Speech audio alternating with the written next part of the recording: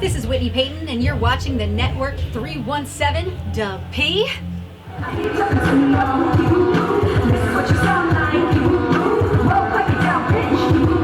'Cause all I'm making out is I ain't talking to you. This is what you sound like. Well, pipe it down, bitch. 'Cause all I'm making out is snap downs in the house. Get snap down in the house. Snap downs in the house. And when you're not the other reality show, and when you're not the other. So where are you from? I'm from the outskirts of Philadelphia, Pennsylvania, so I'm from like a suburb like northeast of Philadelphia. So what was it like growing up in Philadelphia? It was cool because it's really artsy in Philadelphia.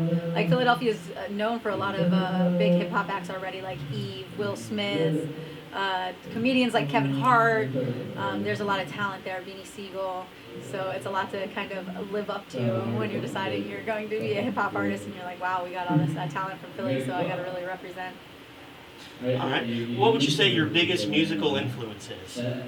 Biggest musical influence? I have a ton. It's kind of a blend of everyone. When people ask me like, who do you think you sound like, which is like the craziest question ever. If they haven't heard your music, they're always like, who do you sound like? And it's so hard to answer. I would always say if like Machine Gun Kelly, Missy Elliott, Haley from Paramore, and like Eminem had a love child, then that'd probably be kind of similar to my sound. All right. Is there anybody that you wish you could collaborate with?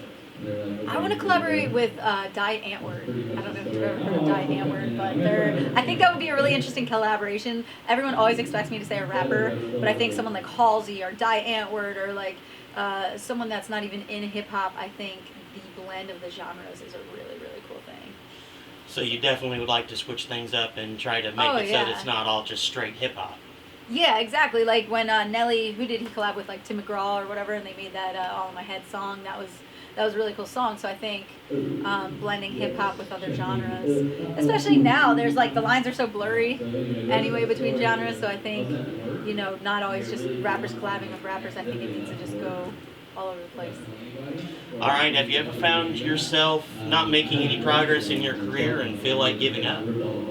Luckily for me, it's been kind of like a steady climb. I'm fortunate where it hasn't plummeted or anything like that, but it always feels slow. Obviously, being an indie artist, you see people that you think, oh, they're so much more successful than me. They have this, they have that, they have publicists and everyone working for them. Why don't I have this stuff? So it does become frustrating. You're like, why am I doing this when I don't have these people backing me? I don't have the industry support all the time. I get a lot of doors closed to my face.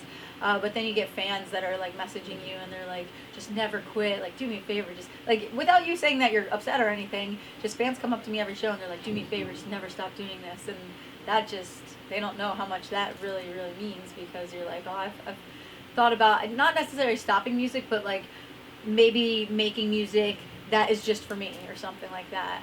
Why do I continue putting it out there? But then these fans are like, thanks for helping me with your music,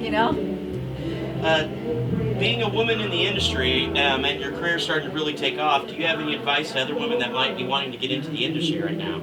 Yeah, I mean, it's 2016, so the whole woman gender thing is kind of, fortunately, the girls are doing really, really well in the industry right now. I would say don't let that be a factor that stops them from being in the music industry, and just be yourself. Just be yourself coming into the industry, because I think, especially women, there's a lot of pressure to maybe be more sexual and just sell sex and just rap about certain things. I think there's a lot of added pressure on that, and looking a certain way and acting a certain way and dressing a certain way. I think a lot of females have pressure like that, so just don't do that. Don't worry about that. Do your own thing. All right. Tell me about your Grammy. What sort of doors has that opened for you in your career? Yeah, I mean, well, I was on a record that won a Grammy, so I was one of the artists on it. Like, it was a collaboration album, so I wrote and recorded on the record, and it went on to win a Grammy in 2012 for Best Children's Album of the Year. I would say it helped my career because no matter what, I guess, being on a CD that won a Grammy, like a Grammy is a Grammy, so it's a big deal no matter what. But at the same time, my solo music is nothing like the music on that album that actually won. So it's not like it necessarily helped me in my solo career, because then people are looking me up, and the first thing coming up is that album, and it says children's album, and I'm not a children's artist, so it helped me, but at the same time, like people were getting confused as to what I was, you know, because when you would look me up, it just like that's the first thing that comes up, you know what I mean? So where's your favorite place to play? Every single place is totally different. I would say in the South, they really get crazy. Like I played like Mississippi and Kentucky and like all these places, and they really do not care. They're like, they freak out. I played Denver, and that's always busy. That's a big music scene. I like playing in the North as well. Obviously, I'm from the Philly area, so I'm from the North, and I like playing New York, but at the same time, everyone in New York, Philly, like we're hard to impress. So it's always more of a challenge when I play the East Coast and stuff, because it's like, okay, yeah, do something that's gonna impress me. They kind of look at you like, all right, go ahead, impress me, you know? So we're just tougher here, but I enjoy it all still. How are you enjoying your first headlining tour? Oh, it's awesome. I mean, I've headlined spot dates before. Like I've you know, headlined a date here or there, but this is my first time really stepping out and doing nationally touring, you know, as the headliner, because I've always been the opening act. I've performed with 3-6 Mafia, Potluck, R.A. the Rugged Man. I've been on quite a few national tours now, and I'm always one of the supporting acts. So it's really different to step out now and then see who my fans are and who's going to come to the show. So, and usually it's really eclectic, so I like it a lot. Tell me about some of those famous artists that you have been able to tour with. You got any funny questions from the road? Or funny story from the road? Let's see. I have a million funny stories from the road. Let's see if I can think of any offhand. I mean, I just remember being with 3-6 Mafia. We got pulled over in Detroit with our tour bus and everything, and they took us. They were like, "We smell weed in here," you know what I mean? Like the notorious thing that they always say. But they're like, "Yeah, we smell weed in here. You guys got to get out." And we had like this trailer and everything, and they were determined to find something on us, and we're like, "We don't have anything. You know, we're just trying to go to this show." And they brought all these dogs and everything, and then they're taking out like my suitcases and opening all of our suitcases, and the dogs are like pawing through the suitcases. I swear to God, I wore a shirt that night at my show that had like paw prints on it, because it was like snowing outside. It was freezing. We were outside for hours just shaking while they're like ripping up the bus, and we were fine. We were good to go after all that, but they wanted to give us a hard time. So we've had quite a few times where we're like either pulled over or whatnot, because touring musicians, it's like they must be up to something. How has your response been so far on the Break the Frame tour? It's been really good. It's been awesome. I mean, like I said, it's really cool to see my own fans come out, because when I'm a supporting act for someone, I don't know which ones are really like mine, which ones came out just for me. When it's me headlining, it shows you, like it shows me more of an idea as to like where all my fans are, the different cities. And the thing is, I'm actually hitting on this tour a lot of cities I've never even hit. So like that's a big step, and it's a big risk to like be like, yeah, I'm gonna be the headliner. I'm gonna go hit the city I've never even played in my life. Like that's kind of like, all right, that's a little ballsy, but I mean, whatever, fuck it, let's try it, because there's a lot of towns that don't get artists coming through, and I just think that's unfair. Like I have hit like, you know, some of the bigger cities too, like Detroit last night, like, or Pontiac, which is a little outside of Detroit, but like you know, I think hitting the small towns is really cool for the people who don't get all the acts coming through all the time. All right. Are you planning on making any appearances at the Gathering of the Juggalos anytime soon? Man, I mean, yeah, I'd love to. I've been there twice now. I played twice. Last time I was there was 2014. I played the main stage, and it was amazing. I had a great time. I rode a T-Rex into the crowd. It was wild. I made it into Rolling Stone for that, and yeah, it was really cool, and I love it. It's like the best festival I've ever been to, but I never find out if I'm gonna play until like a month before. So like that's the thing, and that's like the number one so question. You haven't been contacted yet. Right, like I've been contacted and talking back and forth, but as far as a definite like, hey, can you make it? Can you come? It's been usually like a month or two before, because they have so much going on and they have so much to do. So I don't always know right away, and then everyone's asking me, and I'm like, you just got to demand me. You got to demand me to be there.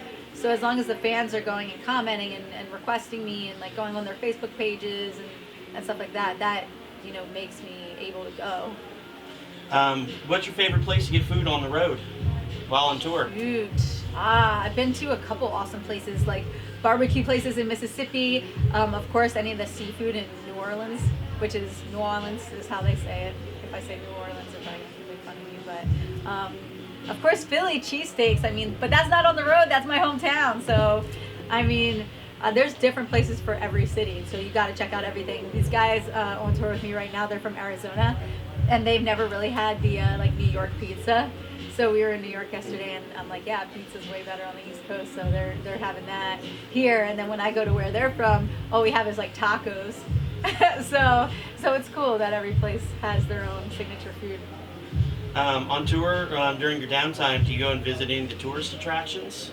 I do if we have time. People think we have more time than we do. Like, people think that, oh, you guys are just traveling around the nation and you're just checking everything out. But that's not true at all. Like, a lot of times it's like we see a hotel room and a venue and then the van and then hotel room, venue. Like, it's like just repeats because we go sometimes from the venue and like we have to get to the venue the next day, and sometimes it's like 12 hours away. Like, you're not even realizing. Like, I've done it before where I've gotten off stage in one venue and got in the van wearing the same clothes I was wearing from stage, went to the next venue and had to go right onto stage, like in my clothes. And I'm like, is this the same day? Like, this is so confusing. But if we do have time, if we're close to the next stop, like today, we're only like 2 hours from my last stop. But if we're close to the next stop, then we will try to go to different places. Like, I've seen the Alamo in Texas. I've like been in Utah in the deserts and things like that, and going to national parks. So we try. In Cleveland, we went to the Hall of Fame for the Rock Hall of Fame and stuff. So we try to do it.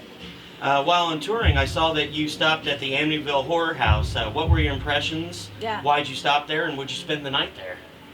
Whew. Yeah, the Amityville house is only like a block or two from the venue I play there. So we just walked there, and it's really weird because it's residential. Like, someone lives in it right now, so it doesn't look creepy. It looks like, people, there's cars in the driveway. There's like no trespassing signs all over the place. So we just kind of took a picture from the road and like posted it up, but people were feeling that they loved that I posted that picture. As far as sleeping there, I don't know. I think I would sleep there. I mean, obviously horrible things happened in that house, but whether or not I believe there's ghosts there, I'm not sure. I think I would. I think places that scare me more are the decrepit places that aren't even livable. Those are the freaky places. The ones that are livable, I might stay there. I might brave it out. All right. How has the CD been going and your new music video? How's everything been going? Awesome. With that? I mean, I just dropped that new album, Break the Frame, January 5th. So it hasn't been out too long, but it's already like smashing my record sales from anything else I've ever dropped. So I'm really, really proud of it. It's, of course, every artist should say that their newest work is their best. You just want to beat yourself every single time you come out with something. So that's going really well. And then I did a remix of one of my old songs called Whoopie Woo Woo. And I've never remade or remixed one of my own songs. So I did that, but my original version is really a hip hop version. And then I remade it into a rock version. And I had Ben Bruce from Asking Alexandria and then Matt Good from First to Last were the producers on it. So, I mean, you can't go wrong when you have two of the biggest rock guys producing the record. So they did the remix for me, and I did a music video for it. And that's not even a song actually off Break the Frame, but it's just something that we wanted to try. And the reaction to it has been amazing so far. They're like, you should do this. Like, everyone's like, your style should be rock. You should, do that more. So I'm down. All right. And what's something that you want to accomplish in music that you have yet to achieve? Whether it be music, well, I definitely want to get a Grammy for a solo album that I do, not just, being on a collaboration album that won a Grammy. I want to get, actually receive the Grammy. So that's something that I'd like to do in the future. But also, I think I want to be in movies. I know that's not related to music, but I definitely want to try different aspects of entertainment. So I think, making an appearance in more movies. And I've been in an extra, like, in quite a few movies, actually. Before I started my music career, how I made money is I was an extra in several different films. But I'd like to actually have some speaking roles and some more prominent roles. So that's, kind of what I'm looking to do in the future. All right. So what is next for you? What's your plans? Oh my God. I always try to make a plan and then they change. So because this industry is moving so fast that you try to make like a blueprint and then you just change your mind completely about it because some other opportunity comes up. But as of right now, I'm supposed to just tour like nonstop throughout the year. Like, I only have 2 different tours announced currently, which is this headlining tour, and then I'm touring with Cottonmouth Kings for a couple months. But right after that, I do have several tours that are unannounced right now.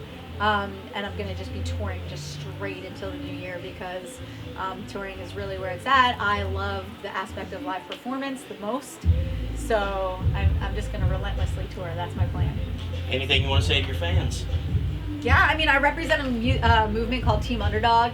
I don't know if you guys have heard about it, but it's definitely, everyone's always asked me, is that a production company? Is that your record label? And I'm like, no, it's kind of like how MGK has Lace Up. It's kind of like, that whole thing. So the Underdogs is kind of what I represent. I started hashtagging it one day when I felt like I was getting snubbed in the industry. I was just like, hashtag Underdog, Underdog. And then people really caught on to it, and then they kept just saying it to me all the time. So I was like, yeah, Team Underdog, and it just really just like caught on. So that's kind of what I represent. So if you see any of like my crew and squad walking around here, they're probably wearing like a Team Underdog jersey or a varsity jacket or something like that. And a lot of people can relate to it. I think everyone has felt like an underdog at some point in their life, whether they do music or not.